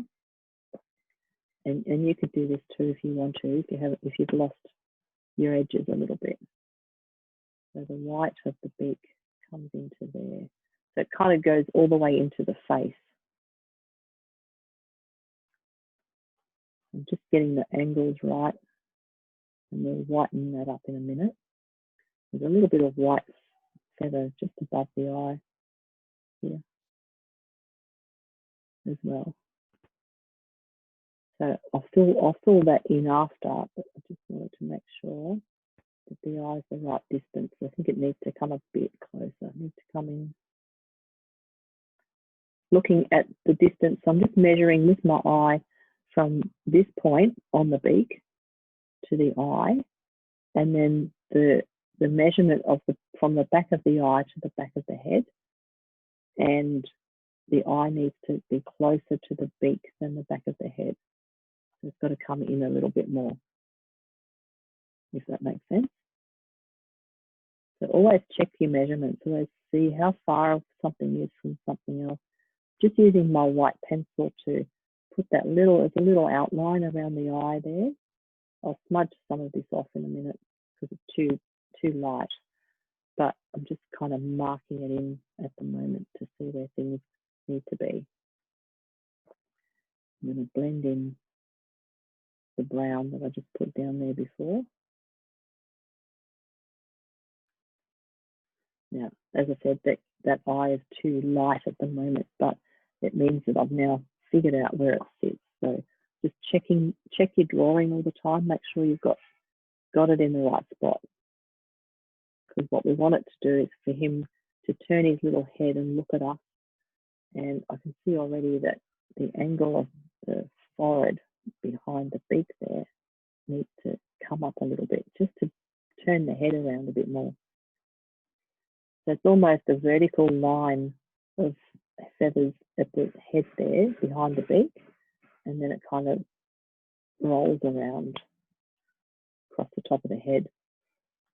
So those slight little angles will make all the difference. They're the things you really want to be aware of. So I'm just going to darken off the eye because I don't want it to be that bright. I've got charcoal here. I'm just running over it with some charcoal to soften off that white mark that I made. And if that doesn't work, I'll just get a bit of black pastel because it's quite black in there.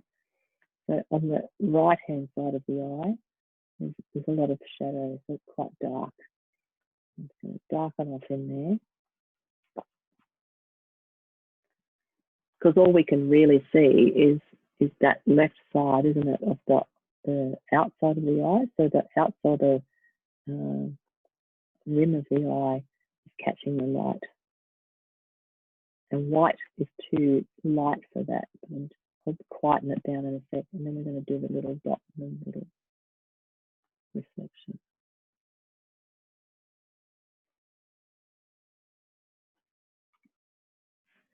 Tip off my dust.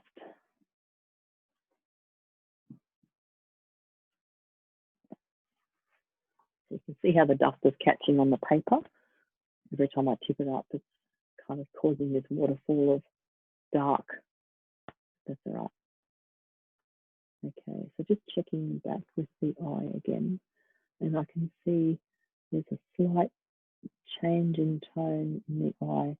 On the left, it's a little bit lighter. So I'm just using the brown in there. So maybe a bit too much now. So see how you can kind of take it off and put it on and fiddle around till you get it at the right tone. And if it doesn't work, just smudge it all off like I just did and start again. So what I want to do, I have a dodgy eye myself, so sometimes it's a bit tricky to see things. That looks like it's working out. And then if I just pop, make sure you keep those little highlighted outlines there, and then the dots are the reflection.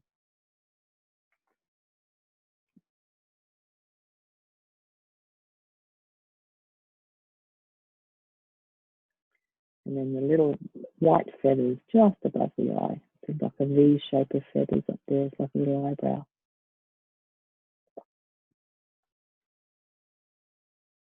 I'm going to soften that off again, just dab it with my fingers.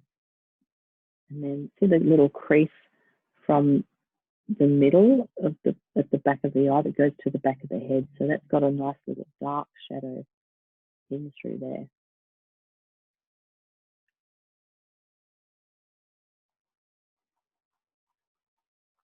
Takes a bit of work, doesn't it, to get these things right? You just got to keep kind of, I don't know, putting it on and taking it off until it finally gets there in the end. They're very forgiving, these pastels. It's good.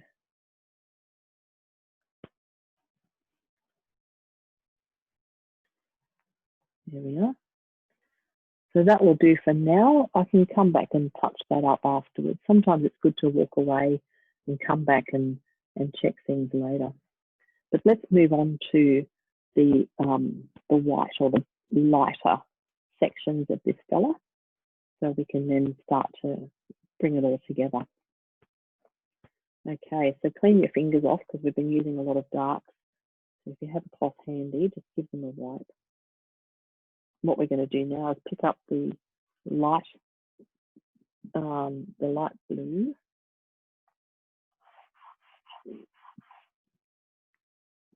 I'm just checking to see if that's light enough. Or do I need to use this one? Yeah. So lightest. Go for the lightest blue, which is nearly white but not quite. And do the same thing as you did before, just blocking in those white or light areas. So what we're going to do now is we're kind of running around the outside of everything else that we've just done. So you want to be getting those lovely feathery feelings into here. So just run your pastel up and down, and when you get to the edges, like around where the top of the legs begin, you can do these little wispy marks. So you put the pastel down like that with the side and kind of pull it and then lift off as you get to the feathery bits, and it gives you this lovely soft edge so that they kind of get all wispy around the edges. And just look at the shapes and check where you're putting this. And when you go over, or where you might join or meet a dark patch of pastel, what's going to happen is your white will pick up the darks. So they like to pick up colours from each other. And when that happens, like this is, if I put that down now, it's just going to put dark down before it puts white down, because that's what's on the outside of it. So you need a little cloth or a towel or something to wipe it off on. So you need to kind of wipe your pastels clean in between marks if they're picking up dark colour from underneath. So every time you need a really white, clean piece, just make sure you give it a wipe on a little towel or cloth, or paper towel is really good for that too. So we're whitening up his little chest here. And again, if you want those lovely wispy, feathery marks, just do those, push it down and lift it up as you get to the edge, and it makes a nice wispy mark. So I'm not going to blend this, because if I do, it's just going to turn to grey. So what we're going to try and do is not push this in, just kind of put it down onto the paper and overlapping the edges where the dark is. So it wouldn't really matter which way we did this. If you did it light first, then you'd have trouble getting your darks down.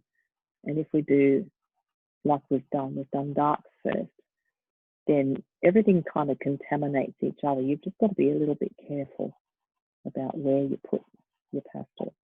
So I'm literally just doing my little up and down marks with my stick. I'm using the end of the stick now because I'm trying to get the finer kind of feathers and the shapes in that area to stick to the paper and not pick up the darks that are around it. If it does, that's fine. You can still wipe it off. Just gently, gently fill in all the whites. So I just noticed at the back of the head there, I need a little bit more light there. And where you might have put dark down already and you've got to put white over it. But it'll go down as long as you don't blend it in and push it around too much.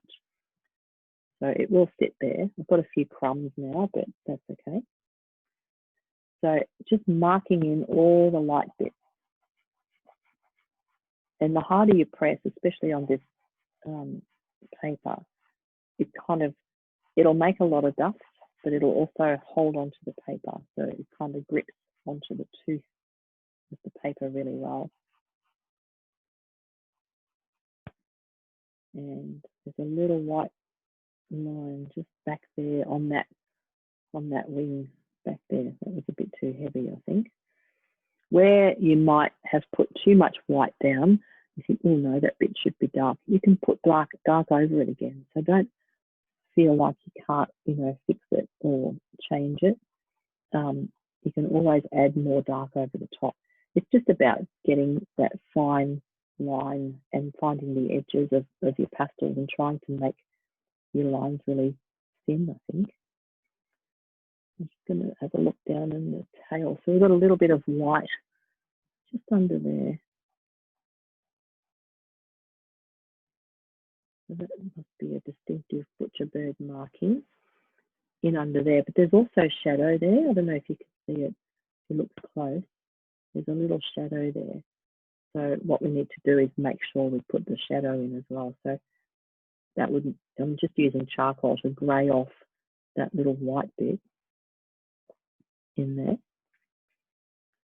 I'm just greying this off so it's not too bright because it's in shadow. And then the corner of that bit, oh, it's hard to get into the corners, isn't it? Should have put my glasses on. The corner of that bit pokes out into the light, so it's catching the light. Probably made it a little bit too bright then. And if you did, you can just dab it with your finger or a blender to soften it off a bit.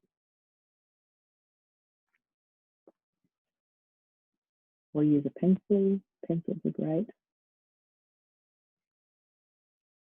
So yeah, it's a distinct shadow. When you start looking at that little section, you can really see the shadow. Again, charcoal is your friend. The charcoal will quieten things down and help you find the lines. So that's nice. That looks all right. Good, good. And I might just soften off this little white section over here with charcoal as well. So everything works as a blender as well as a colour. So, charcoal is lovely for kind of blending things in a little bit, softening off edges. I need to just continue that dark line down through there. Sometimes it's not dark enough or strong enough, and you might need a pastel just to get that extra bit of dark. That's okay. Good, good. Now I've got dirty fingers again because I picked up my dark pastel. And so back to the light, got distracted, you see. This is what happens. Filling up all the light in here. As I said, there's a lot of dust, so I'll have to tip that off in a minute. There's a little bit of light just on the edge of that leg. Make that a little bit shinier. And then soften it off a bit. So all the edges, you'll find with pastels, your edges, like it's very difficult to get really sharp, clean edges on anything. So if you're into fine work and doing very fine detail, you probably wouldn't enjoy pastels long term because it's really hard to get sharp edges. But if you're like me and you enjoy the looseness of it and the challenge, I suppose, of making things sharper, then you'll love them. I love the texture of pastels. I like how they feel. in my fingers, and I like that I only need fingers and nothing else. It's really nice. There's no cleaning up. There's nothing else to wash or store, which is lovely. I'm just putting a bit of white on the tail here, so you can see on the end of that tail there's white, but I've now blurred it all off, so I'll put that in again. I'll try pencil this time. Better.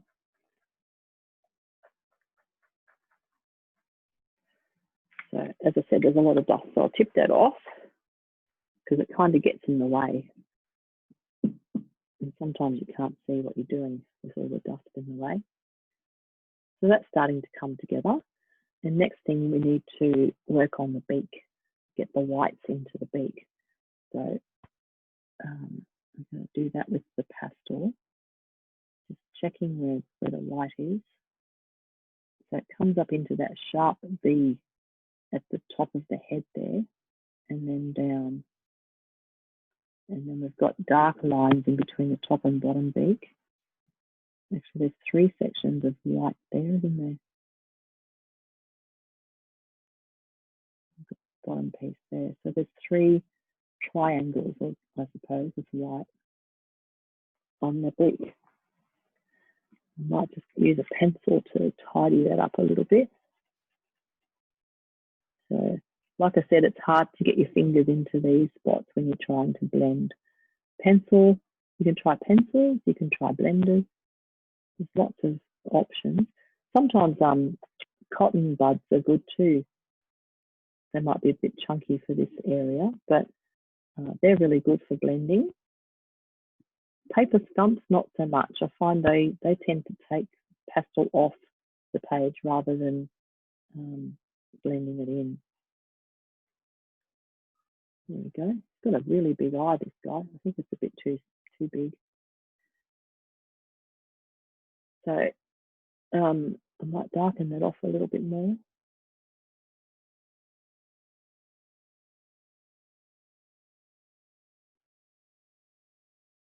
Just on the left side there, it needs to be a bit smaller.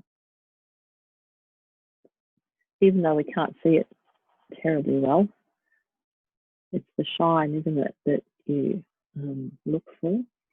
Sometimes white is too white, so I might try this pale yellow.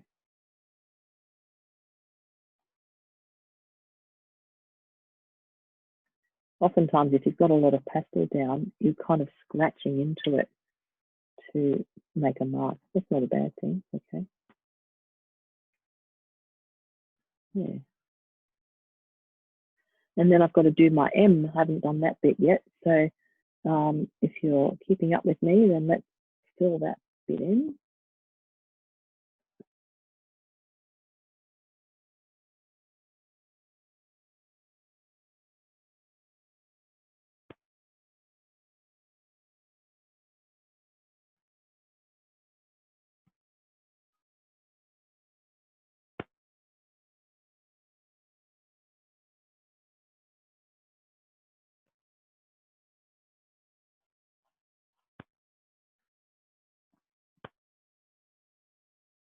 And there's our little butcher bird.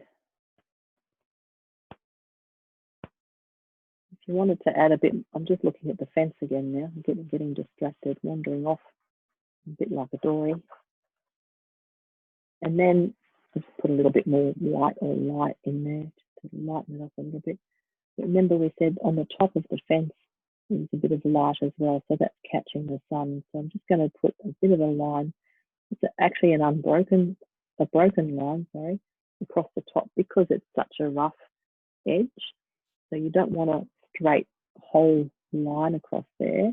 Just make it a little bit broken so that it looks more natural. And so the top of that's catching the sun. And then, you know, to emphasize, like I said before, if I want to emphasize the shadow and I feel like it's not dark enough or strong enough, I can actually lighten up everything else around it. So if this is my very pale blue that I used on the bird, I can add a bit of that just to get the dark to look a little darker.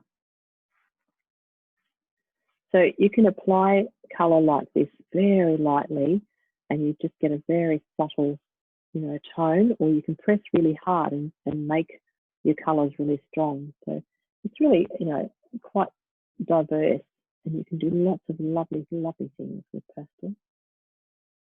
I do love them. Touching up, oops, shouldn't have done that. A bit of white in the wing and the black bit. And if that happens, like I've just done here, so I've got a big white blob and it wouldn't tip off when I did my dust, so I'm just going to go over it. Okay, just pick up my blue violet again and darken it off, and it's disappeared. So it's really easy to fix things up with pastels. You might feel like I want to put a bit more blue in there, so you can kind of just muck around a little bit with colours and have a bit of a play, see what works. The blue's really nice, isn't it? I might pop a bit of it in the beak as well. So the tip of the beak, the under tip of the bottom beak is darker, and then the top beak is a little lighter. And it's got that little dark edge right on the top there with the hook on it. Yeah, I feel like I need to move the dot in the eye so that he's looking at me. Bring that over a little bit. So again, you know, if the dot's in the wrong spot and you feel like it's a little bit off center or not quite right, just block it out. Just pop a bit more black in there, or charcoal, or whatever it is.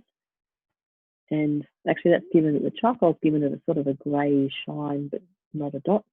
And then I can move my dot, zoom in on my bird again. So the dot is further to the left, slightly to the left of the eye, out there. And you can do that with pastel if you can find a sharp edge or a pointy bit on your pastel stick. But when you do it, just press down and then lift off. So you just want to press and lift. You don't want to kind of try and draw it in or blend it or anything like that, because that's when you run into trouble and it just starts to get too big or too muddy. Cool. Just under the foot, I noticed on the top of the fence, under the foot, there's a little shadow as well. So I'm going to put that in there. So all those little things that you kind of think, oh, that will help to bring it forward or give it body or texture, then, you know, touching up all those little things is good. And so we've used our pale blue for all the light parts. I haven't blended that in. As I said before, I didn't want to put my fingers into it because it's just going to get dirty. Because when you do put your fingers in, you'll end up picking up the darks from around it and it'll go kind of grey, which isn't too, I mean, you could actually. Let's try it. See how that's going blue or grey? Because I've got dirty fingers and there's colour around it. It's really difficult not to push them together. But if we do just very carefully push it around, push it in a little bit, and then we'll go over it in the lightest bits with some white, because we haven't used white yet. And then we can lighten that up a little bit. So let's do that. And then we might try and clean up around it. So pick up your white, which we haven't done yet, and check the picture. So where is it whitest? And again, you've got to think about where's the light coming from. So the light is above, which means the top of the beak is going to be really white. So I'll put a bit of white on there. Now this is where you don't want to be blending it in. We just want to let the white sit on the surface and shine. So see how that's lighter than the other colour. I need to get all the way to the edge with that. Just try my pencil.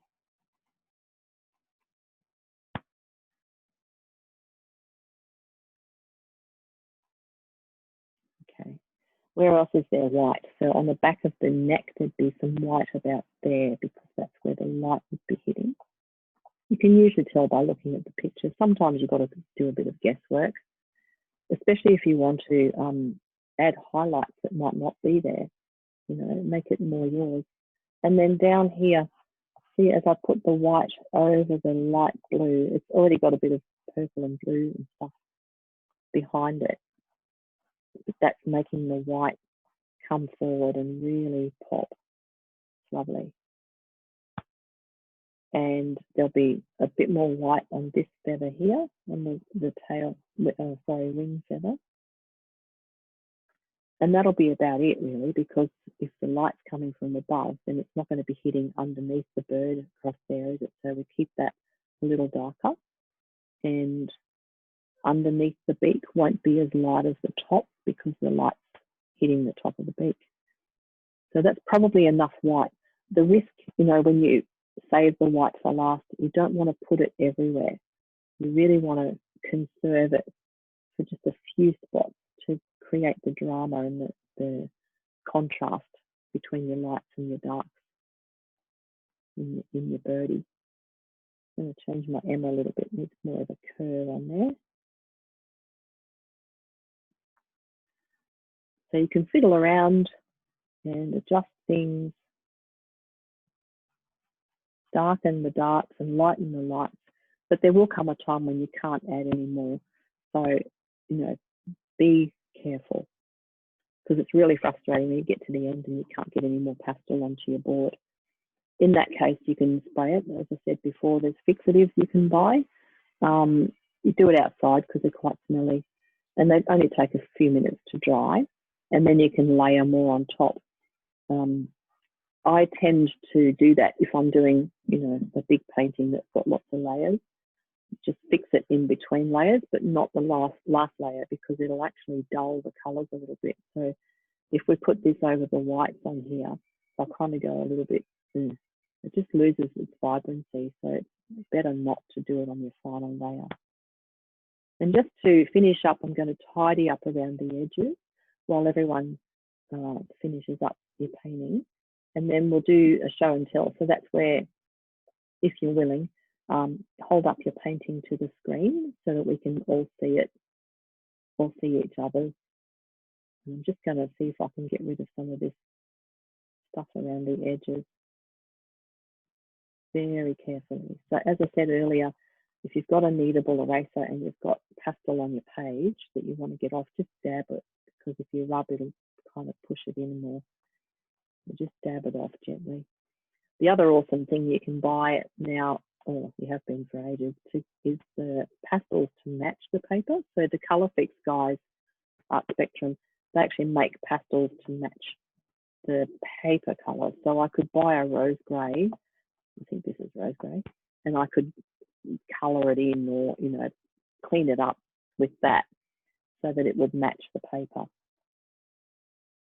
So that's another option too. Or you could just fill the background in with some greenery or leaves or something. Whatever you want to do. It does get a bit dirty, but once you've cleaned it up, they look pretty nice. Just takes some time, that's all. And kneading of the eraser. And then be careful on the edges, because you pick more up and put it down again. So there you go. That's our little butcher bird for the day. I hope everybody found that reasonably easy to do and not too challenging. So I posted it the other day on Facebook, I think. I've done this one before, and I don't know who it was, but someone said, can we do that in class? So I thought, okay, sure, why not? So as you know, this is the beginner's class, so it's all about the basics. I don't want to complicate things. I don't want to make it too hard. There is an intermediate class in the mornings on Fridays. So if you feel like you're beyond beginners and you've had enough of that, you're very welcome to upgrade and join us on the intermediate class. That one's usually just a little bit more complicated, a little bit more technique and so forth, but it's good. But the beginners is good because it gives you the basics and helps you learn about pastels really, and how to use them. And my goal each class is to at least finish something try to finish something. Sometimes it's a little bit rushed towards the end, and you might end up having to spend some time after the class to finish things off. But for the most part, we get things done, which is great.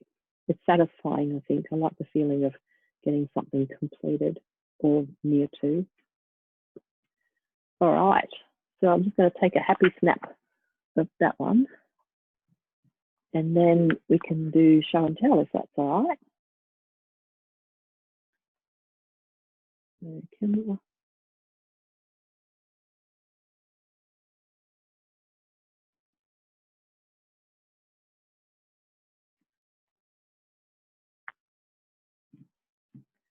Lovely, lovely. So I'm going to switch back now to the other screen so we can all see each other and see how you went. Are you brave enough? All right. Stop share. There we go. There's everybody. Hello, hello. Small class today. I thought we had more people, but anyway. Hello, how did you go? Oh, Janine, that looks amazing. Well done. That's fabulous. I love it. I have got crap pastels. Oh, that doesn't help. No. Yeah. As soon as you said Montmartre, I went, uh-oh. Got to start somewhere. That was actually exactly what you said. Very hard to use. I've never used them before. Okay. And they were not soft. No, they're not. They're very crummy. Yeah.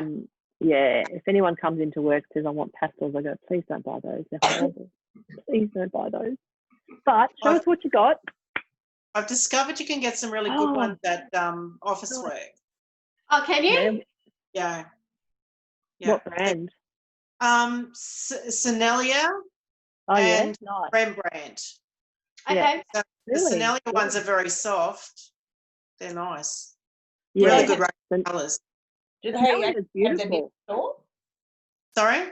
Do they actually have them in the store, or have you got to order them online? No. Well, in Townsville, they've got a huge range of both, which is a little bit exciting for me because there's not a lot of places you can buy them. Yeah, I can imagine. Yeah. Yeah, they look amazing. They have them down here on the shelf. I think you've got to order them. Oh, okay. Yeah, no, they've just rehashed Officeworks in Townsville, and it's a great art section. Yeah. Fantastic. Yeah. That's awesome. That looks good, Kathy. Hold him down a little bit and out a bit more. Lovely. So all smile. Smile. Cheese. Oh, they look great. Well done. That's beautiful, Janine. You did really well, Michelle. Karen, that's awesome. Thank you. Kathy is gorgeous. Wow. I always end up with background. Sorry? I always end up with a really grubby background, and it's pastel matte. Can't just rub it off. So therefore I shall be filling it in after this. Yeah. Well, you know, that's the good thing, isn't it? You can if you want to. Yeah. You can put dye there. Yeah, no, the pastel matte, all those papers do, they're like a magnet for the stuff. Yeah. And it just holds on to it. So, and it's harder to get off the pastel matte, I think. Yeah. But did you enjoy working on that paper? The pastel matte? Yeah. Yeah, I think that the paper's fine, but anything, it's certainly not for rubbing out anything. So, maybe I'm just making life hard for myself. It's just that that's what I had at home. So, Yeah, no, it's good. It's beautiful paper. That's one of the best you can get. I've got the white background. Do I have to colour it in with pastels, or could I use watercolor? If you want. Yeah. It would work on that paper? Yeah. What sort of paper is it? The canvas paper. Oh. Canvas pad. Oh, Montmartre. Okay. Okay. Okay. How did the pastel hang on to the canvas? Was that okay? It was fine. Yeah. Okay. It was a little bit dusty, but it wasn't too bad at all. Yeah. Oh, my husband had to pick this up for me last night, so yeah.